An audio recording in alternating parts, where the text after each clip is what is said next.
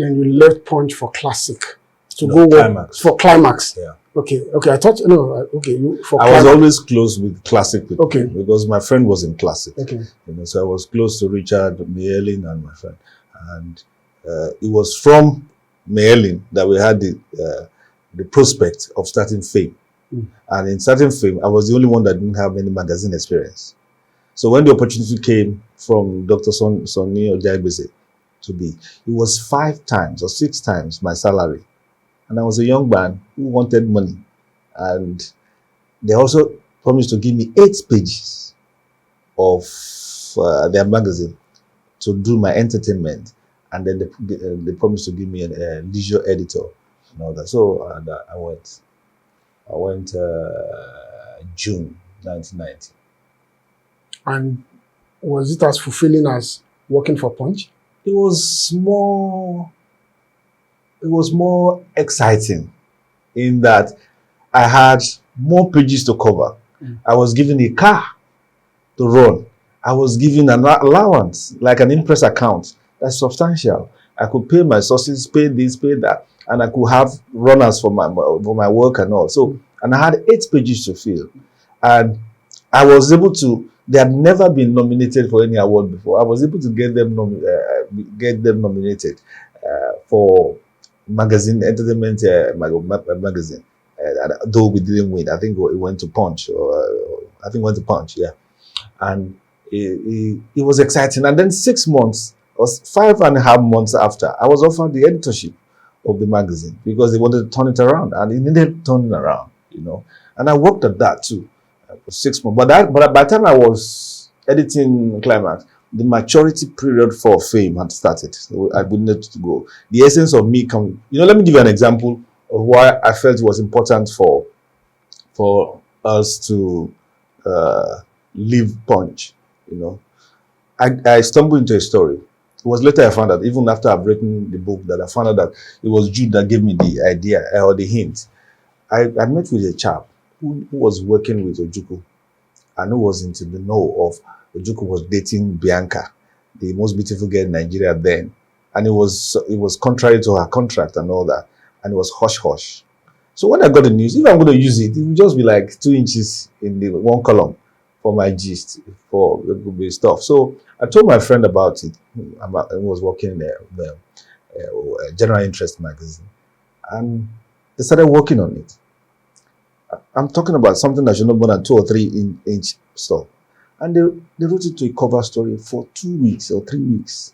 It was quite extensive, and it blew all over Nigeria, and all that, with all the ramifications and all. And I said, wow, I got to know how to get this done. So getting to Climax was like an eye-opener. Things can be done, investigations you can do, especially if you do it correctly. Some people take shortcuts and all that. I don't like that. So it was, in terms of professional fulfillment, I was well accommodated, well facilitated. I didn't have any complaint at all, and he was an excellent man manager. Ojagbese. It was great. When I was leaving, he blessed me because he understood why I was leaving, and though he was pained because shortly after they closed the magazine, about 6 or 7 months after they closed the magazine, but he knew I was going for a higher something, and my dream of starting a new magazine. When did that dream of doing Fame? When did it actually start? I think it was like I was close to. All the friends, were close. More particularly to Kunle, so we're always talking about how to do this, how to do that, what to do, what to make it better. And I liked him because when we do go for conferences and all that, he wasn't staying around like all these people. He wasn't collecting schedule. He wasn't collecting. So we gelled, So it was always leaving the place early and all that. So on leaving the place early, we're always meeting at the bus stops. A couple of times we have met, so we became friends and all that. So over time, we'll be discussing about how we can do a better paper like this, a better paper like that. And we're always talking about magazines. And I like the fact that a lot of the people were talking about Hello, Enquirer and all that stuff, did a lot of entertainment and a lot of scandals and all that. And I like that, And so that's how we grew. Then we talk about I mean, you go to Allen Junction, the guy selling these magazines there. We sit down, we read the magazines, we buy some. He was quite fond of all that kind of thing. He bought a lot of magazines, so I got to read from him. And that's how we started building. And then he introduced me to Mayor, and then started talking about building this, building that, contributing money to make our own company that has no office or anything, just to do something like what we normally do nowadays with business name. I was the only one who didn't have any money to give. I was earning how much now, So, but I think Kunle helped. So, when we set up the company before we met our benefactor who helped us. Some of the stories I wouldn't want to go into it because it didn't end well. Some of the stories are in your book, so I'm not a going lot of to. it, So eventually, I'm going to ask people, go read this. I mean, if you want to know the story of Fame, what happened from fight. I mean, this is Fight's account. Yeah. But without even going into too much of this, why do you think? Because Fame was big. Yeah. It was the go-to general interest magazine then. I don't know whether you call it soft sell or you rather call it general interest. I call it general interest. Okay, you rather call it. Why don't you you don't like that name, soft sell? I don't. Why don't you? And I've said it repeatedly. I don't know. When they say soft sell, they imply that people behind it have soft brain. I don't like that. I don't have soft brain. I rather choose to write about entertainment and art and lifestyle because I choose to. I collaborate in politics, I collaborate in the economics, anything I set my hand to, and I will have done it as excellently as I've done my bit in entertainment. I like writing stories of human angle, human interest angle, stories that touch people, affect people, and can change policy. But I'm also engaged in advocacy. I like fighting for this cause or that cause within that sector because I don't think like I just want to sell news and all that. I don't think that as you was reminding me, I've forgotten some of these things I used to tell them, that I used to tell reporters, including himself, that as we are going out, there should be no room for all efforts to see this person it was aborted. No aborted attempt. You must get the other person. So I like to cover angles and all that. So I don't subscribe to that I'm doing software. I'm doing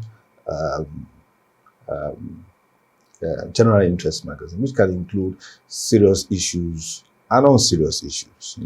So far the readers enjoy. That's what I think I've done all my life. Fame was big. What was responsible for its success? What do you think was responsible? I think essentially it's a combination of the fact that three of us came from different fields. I am from entertainment. Kunle is from like society, arts and society and all that, and allied arts like TV, Hollywood. I mean Nollywood and all that. Before Nollywood, and there was more like a society person, society things and all. So coming together was like we covered all the fields of general interest, so to speak, and we were all unmarried, we were all single, we were all young. I think the oldest was Mayor was like 29 or 30, but I was like 27 and all. So we're all young and very hardworking and driven. I think that helped. And then because we were very sure-footed about what we wanted to do. Of course, we didn't start with a bang. It was noisy and all that stuff. But when you check my book, the first 6 weeks, in terms of financials and all that, wasn't that fantastic. But we're so driven that we could reinvent it and change style and then they will strike and then we'll work on it and then we'll look for another way and we'll create things and all that. So it was that composure, determination, activism and all that. I guess that's what combined, and of course the grace of God that helped us, though most of us did not know God that time. No, but then there was also this impression that you were like rock stars then too. Yeah, that we are well known.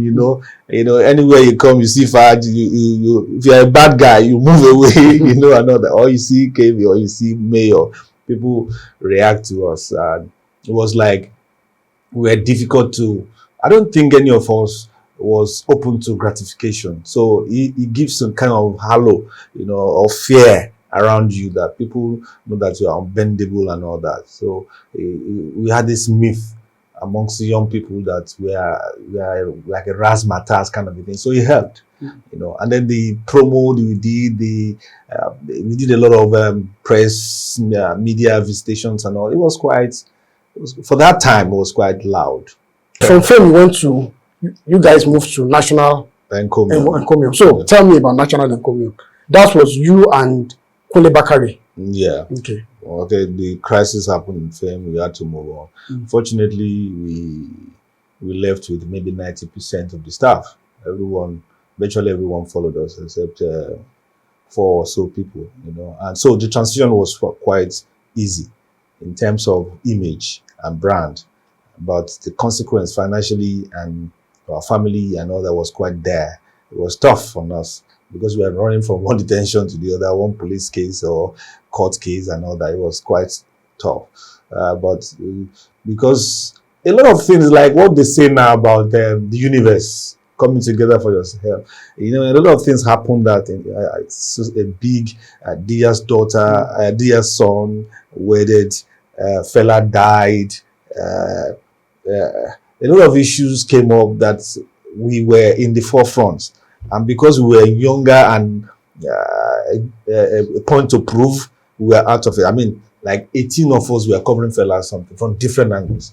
There's no editor, no publisher, no editor. Everybody was reporting from different aspects, and we had a package that was world class for the other period, and it ran for like 3 or 4 editions or so.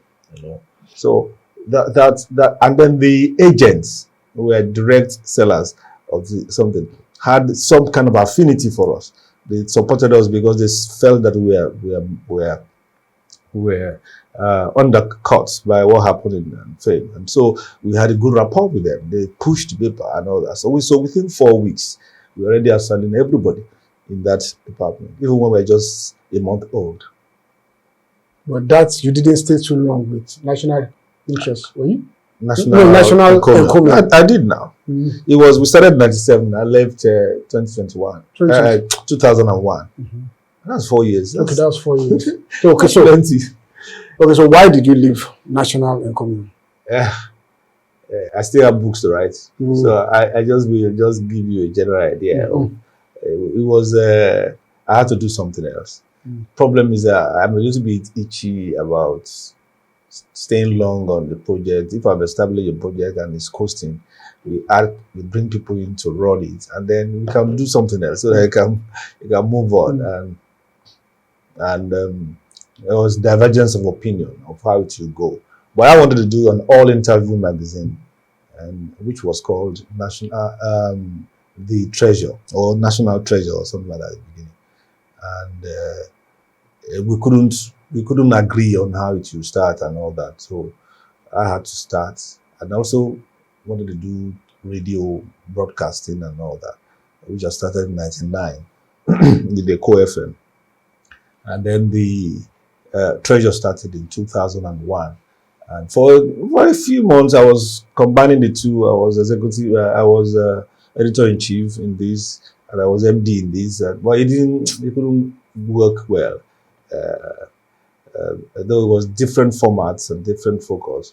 But it was difficult to manage, and then other issues came on, some of which is better left to posterity, and I had to disengage, so that it would not be calamitous. We don't also be like, it happened in Fame, it's not happening in this. I say, these people, we don't you learn and all that, so we just let it slide. Okay, so what is the relationship between you and your former partners? What is it like now? It's cordial. So when I'm talking former partners, I'm talking Kunle, Bakare, Mayor Akinpelu, and others. I know it's cordial. It's like my relationship with you. It's not cordial. We don't sleep in each other's house. We drive together. But when you see, we recognize each other.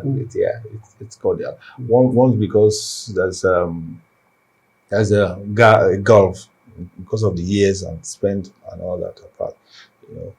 If you say is it yummy, like no, it's not. But it's cordial. We are not enemies.